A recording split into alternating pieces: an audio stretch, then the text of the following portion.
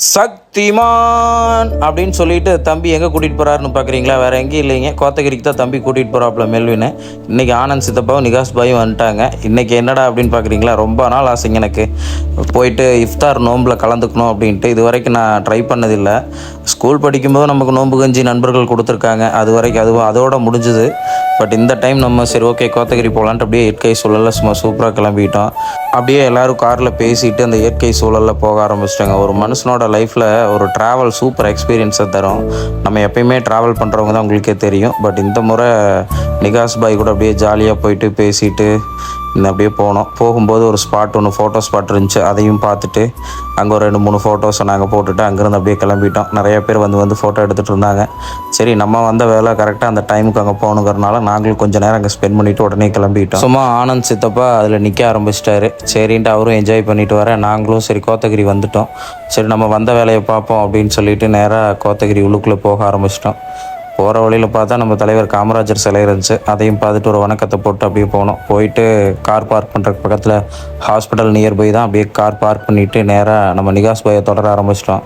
நமக்கு வேறு அப்படியே ஒரு பதட்டமாக இருந்துச்சு, ஃபஸ்ட்டு எக்ஸ்பீரியன்ஸுங்கிறனால யாராவது ஏதாவது சொல்லுவாங்களே என்னமோட்டு. தம்பிக்கு எக்ஸ்பீரியன்ஸ் இருந்துச்சு நிகாஸ் பாய் கூட போய்.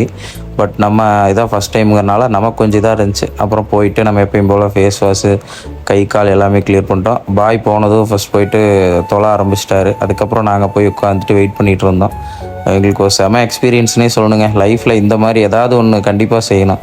ஒரு படத்தில் தலை அஜித் கூட ஒரு இடத்துல போயிட்டு சப்பாத்தி இந்த மாதிரிலாம் வாங்கி ட்ரை பண்ணிகிட்டு இருப்பார் இதே மாதிரி ஒரு இடத்துல. பட் அந்த மாதிரி ஒரு எக்ஸ்பீரியன்ஸாக எங்களுக்கு ஒரு சின்ன பதட்டமும் இருந்துச்சு.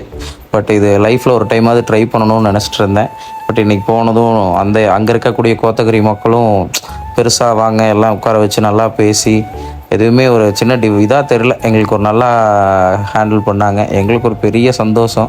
அங்கே இருக்க சின்ன பசங்க நிறைய பேர் வந்தாங்க. அப்புறம் நிகாஸ் பாய் சொன்னார், நானும் சின்ன பையனில் இப்படி தான் நோம்புலாம் திறக்கிறதுக்கு இந்த மாதிரி வந்துடுவோம் இஃப்தாருக்கு அப்படின்னு சொன்னார். நல்லா இருந்துச்சு. அப்புறம் அதெல்லாமே முடிச்சுட்டு எல்லாம் நிறையா வேறு கொடுத்துருந்தாங்க ஃபுட் எல்லாமே சாப்பிட்டு அங்கேருந்து வெளியே வந்துட்டோம். பார்க்குறக்கு அழகாக இருந்துச்சு நம்ம பள்ளிவாசல். அதை முடிச்சுட்டு அப்படியே நாங்கள் காட்டு பயணமாக குன்னூர் வரைக்கும் போய் குன்னூர் வழியாக வறுக்கி வாங்கிட்டு அப்படியே கீழே இறங்க ஸ்டார்ட் பண்ணிட்டோம். இது ஒரு நல்ல எக்ஸ்பீரியன்ஸ்னே சொல்லணும். கண்டிப்பாக இந்த மாதிரி நீங்களும் ட்ரை பண்ணி பாருங்கள். எனக்கு ஒரு நல்ல எக்ஸ்பீரியன்ஸ். என்னோடய நீண்ட நாள் ஆசையை தம்பி மெல்வினும் நிகாஸ் பாயும் நிறைவேற்றிட்டாங்க. இதில் நம்ம சித்தப்பா ஆனந்த் சித்தப்பா அவரும் மகிழ்ச்சி அடைஞ்சிட்டார். அப்புறம் எப்படி போகிறது எங்கே போகிறோம் அப்படின்லாம் இருட்டில் வழி தேடி தெரிஞ்சிட்டு இருந்தோம். ஆனாலும் தம்பிக்கு வழி தெரிஞ்சதுனால கடன் வர ஆரம்பிச்சிட்டோம். இனி அடுத்த வீடியோவில் பார்ப்போம். தேங்க்யூ.